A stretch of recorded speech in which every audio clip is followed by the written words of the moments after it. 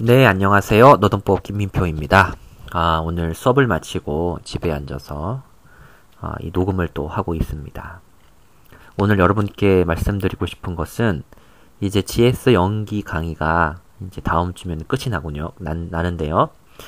GS 연기 강의 다음 주는 그렇게 양이 많을 것 같지가 않습니다. 사실상 오늘 많은 것을 좀 했고 또 그래서 오늘이 사실상 이제 거의 마무리가 지어지는 단계라고 볼 수도 있겠네요. 그래서 지금 그 마무리 짓는 단계에서 여러분들께 좀 조언을 드리고자 이 녹음을 하고 있습니다. 지금 GS 연기가 끝나면 12월 한 달의 시간이 이제 남게 됩니다. 그러면 1월 초쯤에 GS 1기 과정이 들어가겠죠. 그래서 이 연기가 끝나고 한 달 동안 남는 시간을 어떻게 활용하는 것이 좋을 것인가에 대해서 좀 말씀을 드리고 싶습니다. 자, 우선 첫 번째로 말씀드릴 것은 우리가 노동법을 공부한다는 것은 법을 공부하는 것을 말합니다. 기본 중에 기본이죠. 법을 공부한다는 것은 대표적으로 노동조합법과 근로기준법을 공부한다는 것입니다.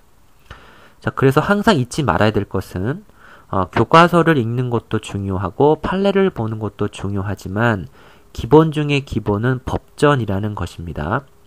그러니까 다시 말씀드리면 판례는 법전을 보고 법조문을 해석하는 것이죠. 그렇죠?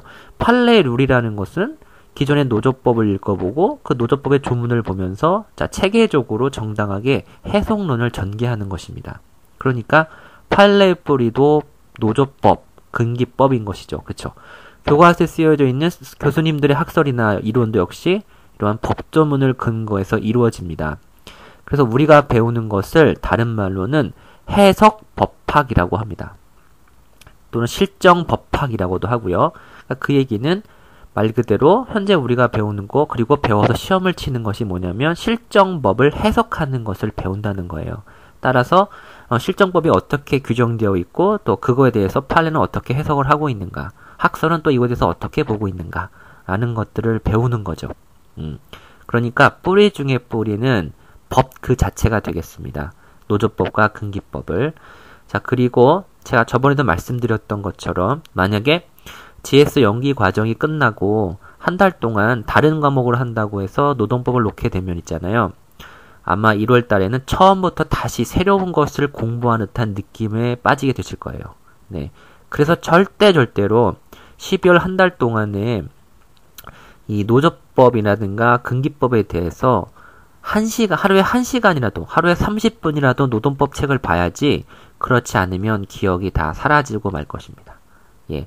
그래서 반드시 다른 과목을 정리하고 다른 과목 강의를 들을 시간이 필요하다고 해서 노조법이나 근기법에 대한 것을 하루에 30분이라도 읽지 않으신다면 그동안 3개월 동안에 배웠던 것이 연기처럼 사라지는 것을 경험하게 되실 거예요. 그러니까 반드시 하루에 30분이라도 매일 보는 게 굉장히 중요하겠습니다. 정말 중요한 것은 매일 보는 것입니다. 매일 30분은 노동법에 투자입니다. 최소한 매일 30분은 노동법 책을 봐야 된다는 거죠.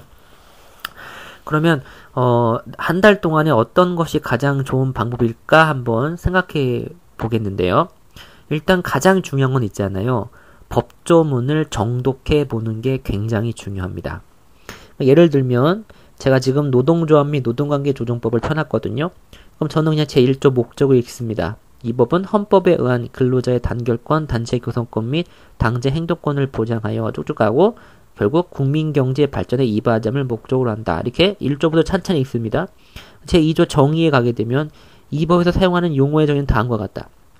근로자라 하면 직업의 종류를 불문하고 임금, 급료, 기타 이에 준하는 수입에 의하여 생활하는 자를 말한다. 저는 그러면 이렇게 법조문을 읽은 다음에 이렇게 할 것 같아요. 여기서 근로자라 하면 직업의 종류를 불문하고 임금, 급료, 기타 이에 준하는 수입에 의하여 생활하는 자를 말한다고 하는데 도대체 2조 제1호의 의미가 뭐지? 여기서 직업의 종류를 불문한다는 건 어떤 말이고 임금, 급료, 기타 이에 준하는 수입이란 또 어떤 말이지? 자, 이거에 대해서는 어떤 해석론이 전개되어 있을까? 그래서 2조 제1호를 보시고 판례가 있는지 판례를 찾아보는 거죠. 판례가 없다면 이 부분에 대한 패당 판례는 없구나. 그러면 교과서의 교수님들은 어떻게 이걸 해석하고 있는가? 교과서를 읽어보는 거죠.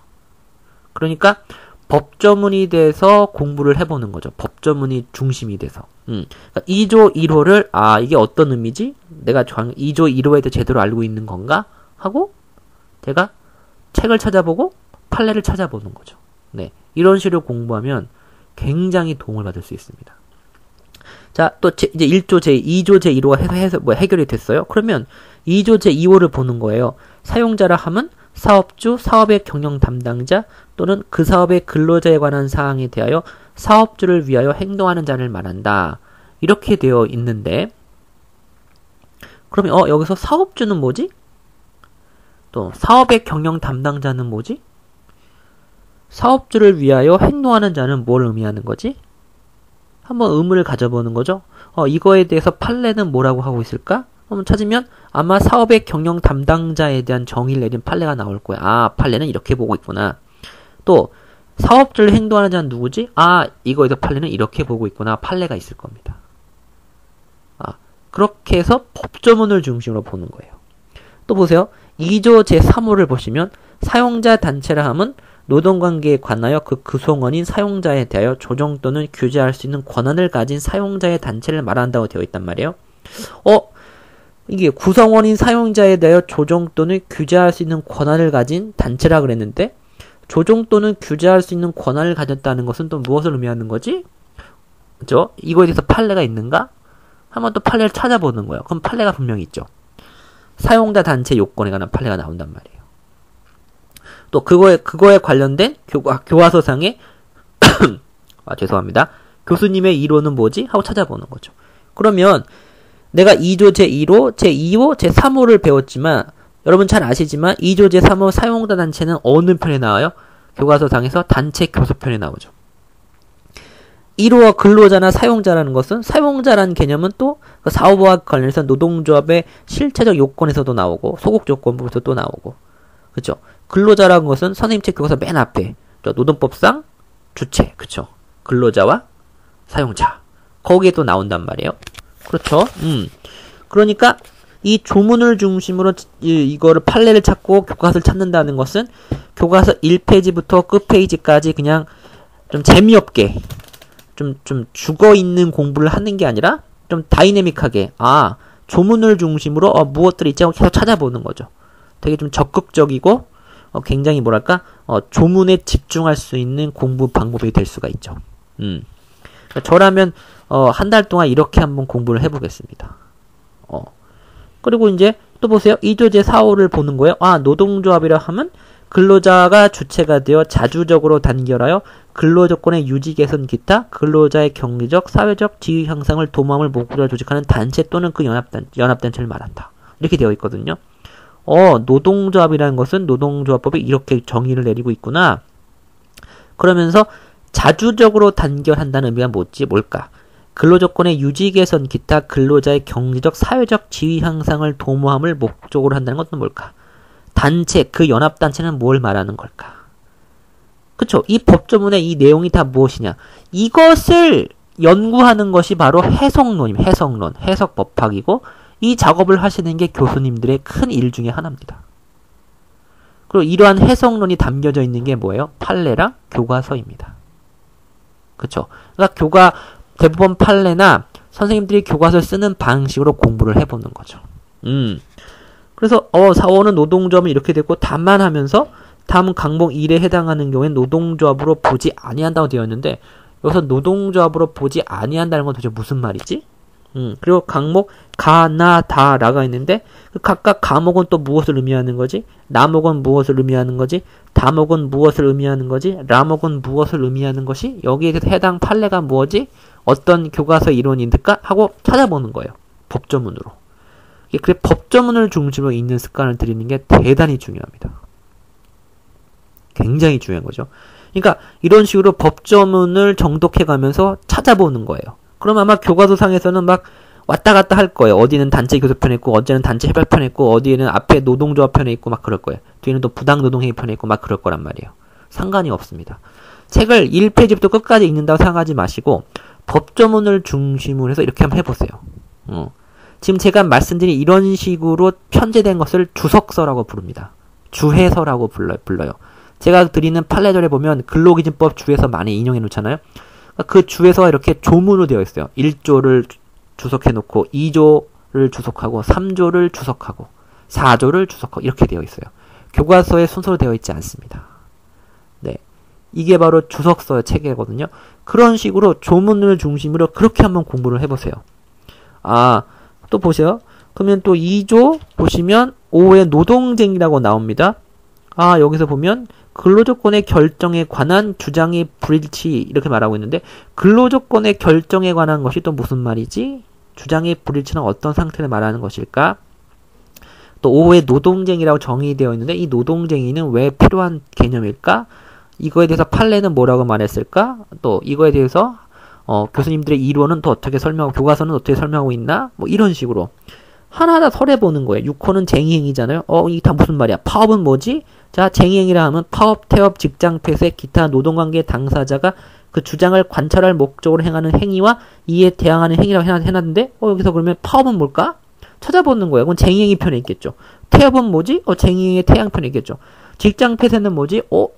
그건 직장 폐쇄 편에 있겠죠. 찾아보는 거예요. 그런 걸 파업이라고 이런 걸 태업이라고 이런 걸 직장 폐쇄라고 하는구나. 그 주장을 관철할 목적. 주장을 관철한다는 무슨 말일까? 업무의 정상적인 운영을 저해하는 행위라고 그러는데 그럼 업무의 정상적이라는 것은 또 어떤 의미일까? 이거 찾아보면 쟁의편의 준법투쟁편을 찾아봐야죠. 그렇죠. 이렇게 계속 책을 여기저기를 쫙 뒤적뒤적하면서 공부하다 보면 훨씬 더 판례랑 이론이 전부가 피부에 많이 와닿을 수 있어요. 왜냐하면 우리가 하는 모든 판례와 교과서는 다시 한번 말씀드리지만 이것은 뭐예요? 법조문의 해석론이란 말입니다. 해석론. 그렇죠? 판례랑 교과서는 해석론을 피는 것입니다. 예, 이게 해석법학, 실정법 법학이라고도 해요. 이걸 해석법학이라고도 하고 실정법 법학이라도 하는 거예요. 그러니까 그 작업을 통해서 만들어진 게 판례랑 교과서니까 우리도 그 방식대로 한번 복습을 해보는 거죠. 그래서 그런 식으로 1조부터 끝에까지 법조문을 차분히 읽어보는 거예요. 그러면 대단히 아주 많은 것을 얻을 수가 있을 겁니다. 아시겠죠? 한번 12월 한 달 동안에 다른 건 안 하더라도 이런 식으로 한번 법조문을 중심으로 한번 쭉 한번 이렇게 책을 읽어보세요. 판례를 또 같이 참고하시고 이런 식으로 공부하시면 굉장히 많은 효과를 얻으실 수 있으실 것입니다. 네, 수고하셨습니다.